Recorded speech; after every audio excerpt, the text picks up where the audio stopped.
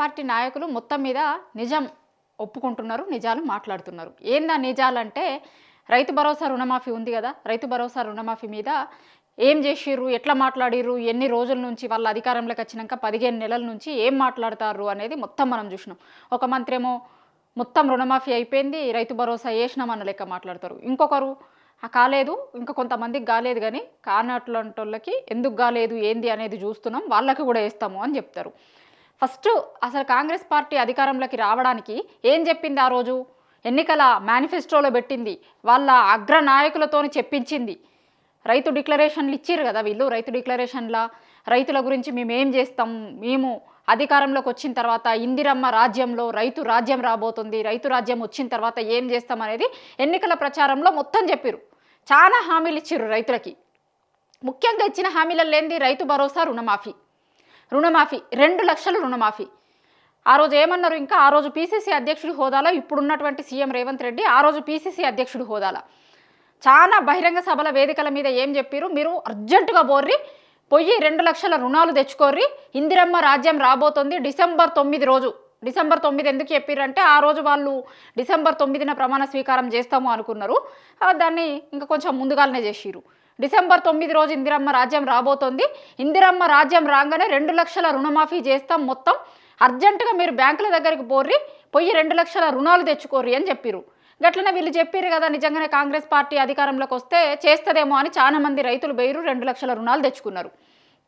ఎందుకంటే రేవంత్ రెడ్డి చెప్పుడు కాదు, వాళ్ళ రాహుల్ గాంధీ లాంటితోని వాళ్ళ హైకమాండ్ అగ్రనేతలతో కూడా మాట్లాడిచ్చిరు, మేనిఫెస్టోలో పెట్టిరు, హామీలు అమలు చేస్తాము అన్నారు. చెప్పిన తర్వాత నిజంగానే చేస్తారేమో, మాకు చేస్తామని చెప్తున్నారు కదా, నిజమేనేమో అని నమ్మి రైతులు ఓట్లేసిరు. ఓట్లేసిన తర్వాత కాంగ్రెస్ పార్టీ అధికారంలోకి వచ్చింది. వాళ్ళు అన్నట్టు ఇందిరమ్మ రాజ్యం వచ్చింది. ఇందిరమ్మ రాజ్యంలో రైతు రాజ్యం వచ్చిందా అంటే రైతులే సమాధానం చెప్పాలి వచ్చిందా లేదా అని.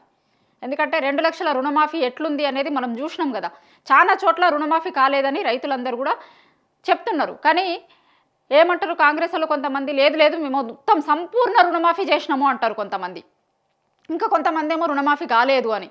అయితే నిన్న ఈ మీటింగ్లో రుణమాఫీ అయ్యిందా కాలేదా అనేది వాళ్ళు ఒప్పుకున్నారు, రుణమాఫీ మీద ఒప్పుకున్నారు. గట్లనే రైతు భరోసా, కాంగ్రెస్ పార్టీ రైతు భరోసా పేరు మీద ఒక పథకం తీసుకొస్తాము అని చెప్పింది. అంతకుముందు ఉన్న పథకమే, ఇది కొత్త పథకం కాదు.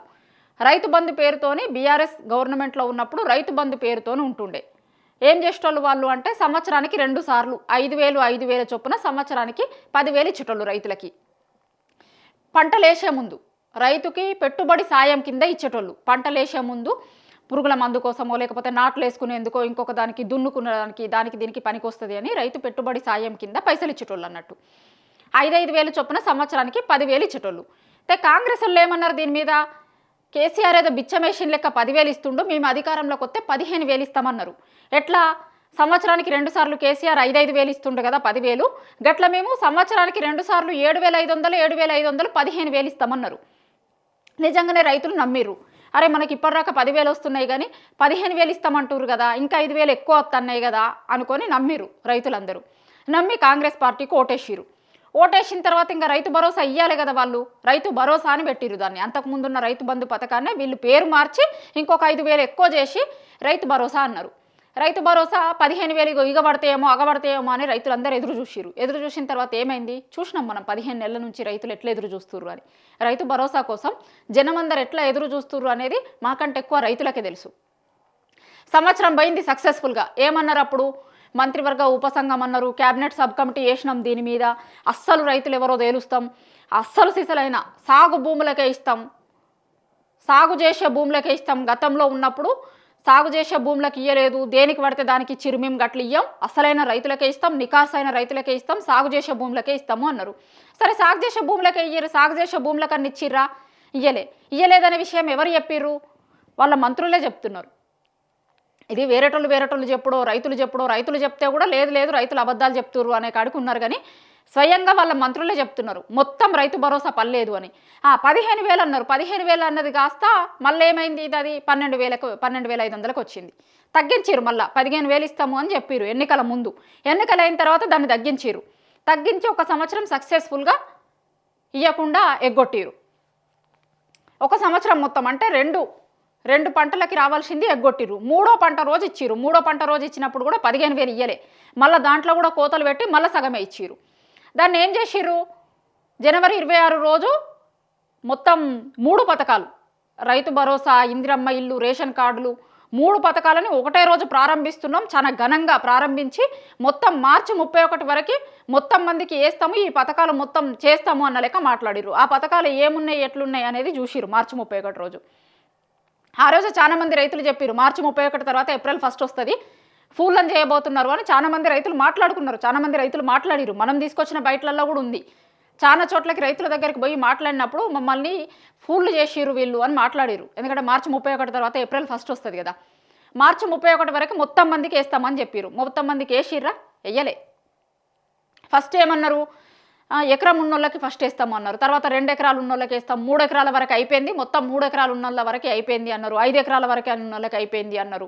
అట్లా నిజంగానే వేస్తే నిజంగానే ప్రభుత్వం ఇస్తే కనుక ఎంతమందికి ఇచ్చిర్రు, ఏ ఊర్లో ఎవరెవరికి ఇచ్చిర్రు, ఎన్ని లక్షల కోట్లు రిలీజ్ చేసిర్రు దీనికోసం, ఈ రోజు ఎంతమందికి ఇచ్చిర్రు, నిన్న ఎంతమందికి ఇచ్చిర్రు, మార్చి 31 వరకు ఎంతమందికి ఇచ్చిర్రు అనేది ఒక డాటా రిలీజ్ చేస్తుండే. వాళ్ళు ఇవ్వలేదు కాబట్టి డాటా రిలీజ్ చేయడానికి ఏం లేకుండే. అయితే రుణమాఫీ మీద, రైతు భరోసా మీద నిన్న కాంగ్రెస్ నాయకులు ఏం మాట్లాడిరు ఒక్కసారి చూడుర్రి. తుమ్మల నాగేశ్వరరావు గారు ఏం మాట్లాడిరు చూడు. మార్చి 31కి రైతు భరోసా వేద్దాం అనుకున్నాం. మేము అనుకున్నది ఆలస్యమైంది. తప్పకుండా అతి త్వరలోనే మిగతా రైతు భరోసా కూడా మీ ఖాతాల్లో జమ చేస్తామని చెప్పి కూడా విజ్ఞప్తి చేస్తున్నాం. మమ్మల్ని కూడా మంత్రి మమ్మల్ని క్షమించుర్రి, మేము మార్చి 31 వరకు వేస్తాము అని అనుకున్నాం, కానీ వెయ్యలేదు అనే విషయాన్ని ఒప్పుకున్నారు. ఇంకా వాళ్ళ ఎమ్మెల్యే ఏం మాట్లాడారు, రైతులు 2 లక్షల లోపల ఉండి కూడా కొంచెం రుణమాఫీ కాలేదు. వాళ్ళందరూ కూడా లిస్టులు మీకు ప్రభుత్వానికి పంపించాం. మేము కూడా ఇప్పుడు మీకు లిస్ట్ ఇస్తున్నాం. వీలైతే మరి వాళ్ళందరూ కూడా 2 లక్షల లోపల ఉన్న రైతులందరూ కూడా రుణమాఫీ చేయించే బాధ్యత మీరు తీసుకుంటారని చెప్పి కోరుకుంటూ, మరి చాలా మంది రైతులు 2 లక్షల లోపల మమ్మల్ని ఇది మొత్తానికి ఒప్పుకున్నారు. ఇయ్యలేదు, మేము చెయ్యలేదు అనే విషయాన్ని ఒప్పుకున్నారు. మార్చి 31 వరకు మొత్తం మందికి వేస్తామన్నారు. అంతకుముందు ఏమన్నారు, అసలు రుణమాఫీ మొత్తం అయిపోయింది అన్న లెక్కనే మాట్లాడిరు. కానీ దీంట్లో స్పష్టంగా చెప్పారు వాళ్ళ పార్టీ ఎమ్మెల్యేనే, మొత్తం మందికి చెయ్యలేదు రుణమాఫీ, వాళ్ళకి కూడా చేస్తాము, కొన్ని ఇష్యూస్ ఉన్నాయి దానివల్ల ఆగింది అని. అట్లనే రైతు భరోసా మీద మంత్రి ఒప్పుకున్నాడు, రైతు భరోసా మేము చెయ్యలేదు, మార్చి 31 వరకు చేస్తాము అని అనుకున్నాం, కానీ మమ్మల్ని క్షమించుర్రి అని, రైతుల్ని క్షమించుర్రి అని అడిగిండు నిన్న మీటింగ్లో. మేము మార్చి 31 వరకు మొత్తం మంది రైతులకి రైతు భరోసా ఇవ్వాలనుకున్నాం కానీ వెయ్యలేదు అని. ఇప్పటికీ సక్సెస్ఫుల్గా సంవత్సరం వెయ్యలే, 2 పంటలు పోయినాయి, 3వ పంట వెయ్యలే, సగం మందికి వేసిరు, 4వ పంట దగ్గరికి వస్తుంది మళ్ళీ. ఇంకా అంటే 2 ఏళ్ళు పోతాయి, దగ్గర 15 నెలలైంది, 3 సార్లు పడాల్సింది ఇప్పటివరకు. అంతకుముందు బీఆర్ఎస్ గవర్నమెంట్ ఉన్నప్పుడు సంవత్సరానికి 2 సార్లు వేసేది, 15 నెలల్లో 3 సార్లు వచ్చేది. ఇప్పటికి రైతు బంధు, రైతు భరోసా 3 సార్లు ఇవ్వాల్సిన టైంలలో 2 సార్లు ఎగ్గొట్టిర్రు. ఒక్కసారి వేసిన దాంట్లో ఎంతమందికి వేసిర్రు, ఏం చేసిర్రు అనేది లెక్కలేదు. ఇప్పటివరకు చెప్పలే గవర్నమెంట్ ఎక్కడ ఎంతమందికి వేసినాము, ఎన్ని లక్షలు వేసినాము, ఏ ఊర్లు ఉన్నోళ్ళకి వేసినాము, ఎన్ని ఎకరాలకు వేసినాము, ఎకరం ఉన్నోళ్ళకి ఎంతమందికి వేసినాము, 2 ఎకరాలు ఉన్నోళ్ళకి ఎంతమందికి వేసినాము, 3 ఎకరాలు ఉన్నోళ్ళకి ఎంతమందికి వేసినాము అనేది ఇప్పటివరకు చెప్పకపోగా నిన్న మంత్రి గారు ఏం ఒప్పుకున్నారు అంటే, మేము వెయ్యలేదు రైతు భరోసా, మమ్మల్ని క్షమించాలి మీరు అని అడిగిరు. రైతులు ఆ రోజు ఓట్లేసింది ఎందుకు అంటే, రైతులకు ఇచ్చినటువంటి హామీలను కాంగ్రెస్ పార్టీ అధికారంలోకి వస్తే చేస్తుందేమో, మాకు రైతు భరోసా ఇస్తాము అన్నారు, రుణమాఫీ చేస్తాము అన్నారు, ఇంకా చాలా వడ్లకి 500 బోనస్ అన్నారు కదా. ఇట్లా చెప్పుకుంటూ పోతే చాలా ఉన్నాయి, రైతులకు ఇచ్చిన హామీలు మస్తున్నాయి. అట్లా రైతులు నమ్మి ఆ రోజు కాంగ్రెస్ పార్టీకి ఓట్లేసిరు. ఇప్పుడు అదే రైతులు మాట్లాడుతున్నారు చాలా చోట్ల, బోనస్ కాదు కదా, మనం చాలా అంతకుముందు మనం వడ్లు రోడ్ల మీద ఎట్లున్నాయి కొనేటోళ్ళు లేక అదంతా కూడా మనం వీడియోలు చేసినాం, చాలామంది చూసిర్రు. రైతులు ఎంత ఇబ్బంది పడాలో అంత ఇబ్బందులు పడుతుర్రు. ఇందిరమ్మ రాజ్యం వస్తుంది, రైతు రాజ్యం వస్తుంది, మార్పు వస్తుంది అని నమ్మి కాంగ్రెస్ పార్టీ వాళ్ళు చెప్పిన మాటలు నమ్మి మేము ఓటేసినాం. కానీ ఇలా రైతులకు ఇయ్యలేదు, ఇవ్వకపోగా ఒక్కొక్క లెక్క మాట్లాడతారు. మేము చేసినాం మొత్తం అని ఒకరు మాట్లాడతారు, ఇంకొకరేమో నిజంగానే చెయ్యలేదు కానీ అని మాట్లాడతారు. గట్లనే నిన్న మంత్రి తుమ్మల నాగేశ్వరరావు మొత్తానికైతే నిజం ఒప్పుకున్నాడు. ఏంది అంటే, మేము రైతు భరోసా చెయ్యలేదు, అందరికీ చేస్తాం అనుకున్నాం కానీ చెయ్యలేదు, మమ్మల్ని క్షమించుర్రి అని అడిగిండ్రు రైతుల్ని. మరి రైతులు క్షమిస్తారా, ఏం చేస్తారు అనేది రానున్న రోజులలో కాంగ్రెస్ పార్టీ నాయకులు చూస్తారు. అంతకంటే ముందు రైతులు నమ్మి ఓటేసిరు కదా, ఇప్పుడు మేము చెయ్యలేదు అని చెప్తున్నారు. చెయ్యలేదు అని చెప్పిన తర్వాత రైతులు ఎట్లా చేయాలి, ఏం చేయాలి అనేది ఇప్పుడు ఇంకా రైతులు డిసైడ్ చేసుకుంటారు.